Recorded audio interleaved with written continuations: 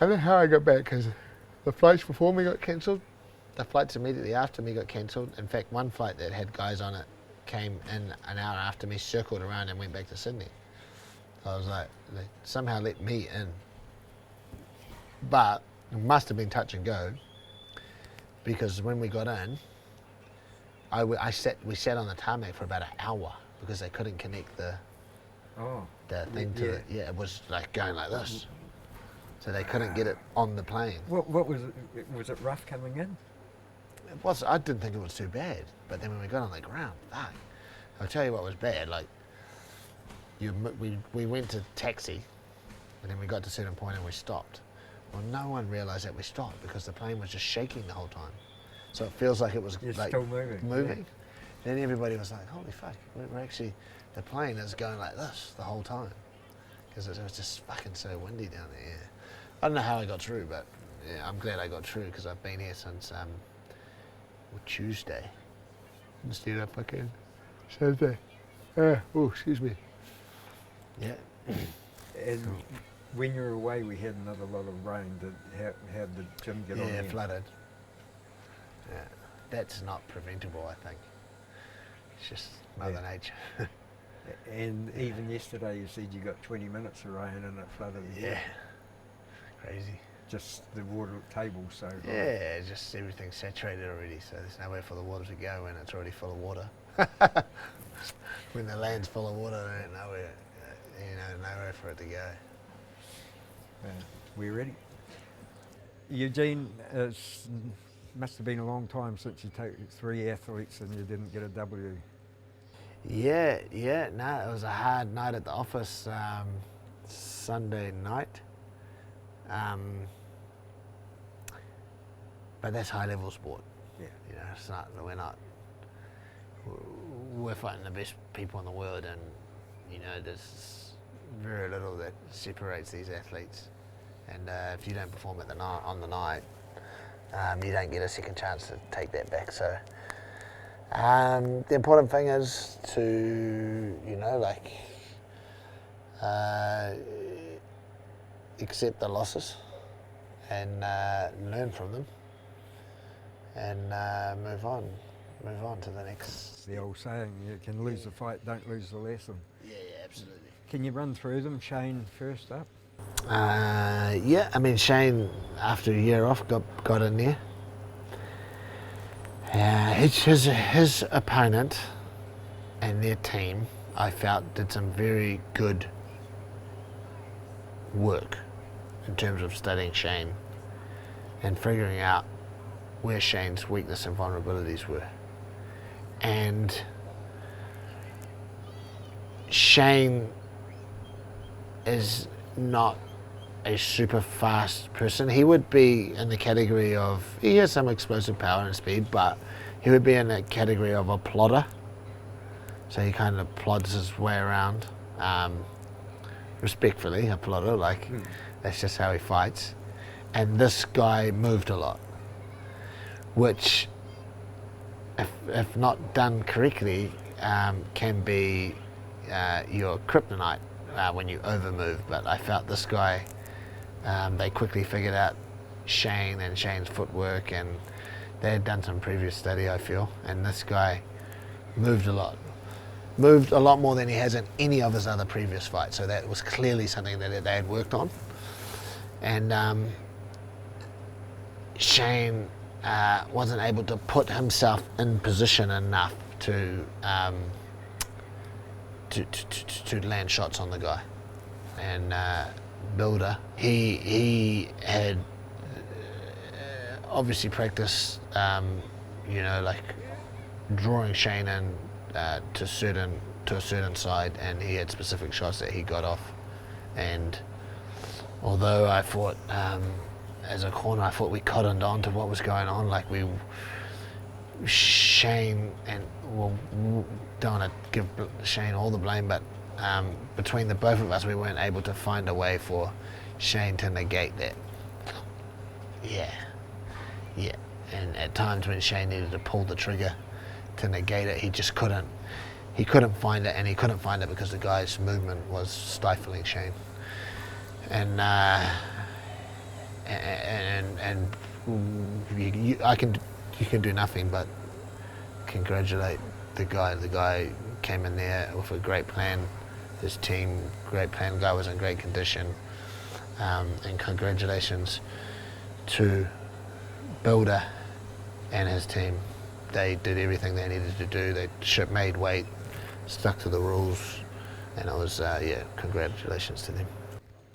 Tyson, I thought, had a really good round number one, and I thought his takedown was like pretty special. It was like a double movement sort of twist and trip, and had everything in it. And I thought he looked good, but I said to Robin when he was going back to the corner, I said, he looks really tired.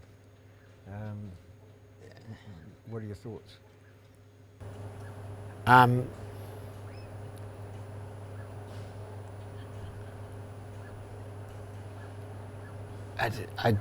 see. I don't like. I'm going to talk on this real quickly and then move on. Okay, because I hate. This just shouldn't be the way that this sport goes. But let me just quickly say that this, and let me not. I'm not saying this is an excuse. But when we're talking about Tyson's energy, something went badly wrong with Tyson in the 24 hours before the fight. Really quite badly wrong. And that affected his energy. Okay, we were never going to not do the fight, so we jumped in the fight, and when you agree to jump in the fight, jump through the cage, then the fight's on. And then from that point onwards, there's no excuses. Don't matter what happened the night before, who gives a shit. Tyson chose to jump in there, and he's got to put his best foot forward, and his best foot wasn't good enough. And that's all there is to it. So yeah, Tyson should never get tired after the first round. Not with the training camp that he had. Unfortunately, some things happened to Tyson, and he also I felt made a mistake and didn't communicate with me as well as he should do about what was going on with him. But it was very quickly apparent to me, just like it was apparent to you, that something was wrong or had gone wrong, and that was during the first round. There was a moment in the first round where I think I was like a particular. I asked for him to do something and he did it, and then I was very startled. I think I even said something. I was like, "Whoa!" And then I think his dad said something as well, who was behind me, and then we all kind of knew that there's something fucking wrong with this guy, and we just tried to battle through it, but we weren't good enough. The other guy was better. Modesta's, yeah, he was just better. I mean, you have to give the guy all the credit in the world. He had more energy. He beat Tyson to the punch. He was able to evade Tyson, and he outworked Tyson. And the guy, congratulations to the guy. He deserves all the credit in the world. Again, took the fight on short notice, didn't miss weight, stuck to all the rules, walked through the cage, fair contest. Tyson just lost because he just wasn't good enough. Yeah. Of course, the big one. It wasn't a big one. The build-up was fantastic, and everything. I personally, I want to ask you questions about round 4. You know, but I thought that I was hoping that he'd done enough. You know, really hoping. And round number 4 is the bugbear with everybody. Straight after the fight, Volk said, you know, he got the body triangle on, and that gives him the dominant position. But then he didn't do anything else, and I don't know how many punches that Volk landed, but enough to win the fight in a normal situation, or the round in a normal situation. Yeah. But does it make you feel like there's no use fighting? We'll just stay as still as we can and get the ref to get us to our feet. Yeah. Look, I don't have a problem with the way round 4 went. I think that definitely has to go to Islam. I think when someone's got your back, everyone in the sport knows that the person who's got their back taken doesn't want to be there. It's out of those two positions, you don't want to be the person with your back taken. Everybody knows that. And if you can't prevent yourself from being there, if you can't escape or prevent yourself from being there, then you are being held against your will. That's the important part. You're being held against your will. So regardless of what punches are being thrown from Alex or Islam, that all gets negated by that fact. And given that the punches are not, they are not proper punches coming from Islam and coming from Alex, so they should be kind of disregarded immediately. And it comes down to whether Alex is being held against his will or not, because he can't escape. And although Alex and Joe, Craig and Frank practice getting out of the body triangle many times, it's a very, very difficult position to get out of. And what particularly made it hard to get out from was because of the proximity to the cage. And we needed a bit more space there for Alex to go through some of his escapes. And I think that round deserves to go to Islam. He did a fantastic job of controlling the position. Did he do any damage? Nah. Did Alex do any damage? Could he get out? Nah. But you have to give the round to Islam. What the more disappointing thing for me and Joe had talked to me and talked to Alex, and is that body triangle was preventable. And it was, in my opinion, I'm not sure if Alex agrees with me, but Alex was in the process of escaping before the triangle, while Islam was on his back. Alex was in turtle. And by the same time he was in turtle, he was looking at all the boys in the front row, Izzy and Dan and them, and saying, I'm out. You know, like being a little bit, in my opinion, cocky. And saying, I'm out. I'm basically acknowledging to the boys that he's out and Islam can't keep him down. Well, at about that exact time that Alex did that, Islam jumped to the body triangle. And that just goes to show at this level of the sport, it's, like millimeters, centimeters separate us. A split second of lack of concentration. That is what separates you from the win and the loss, or you from the fighter. And I just thought that was a bad mistake from Alex, a lack of concentration.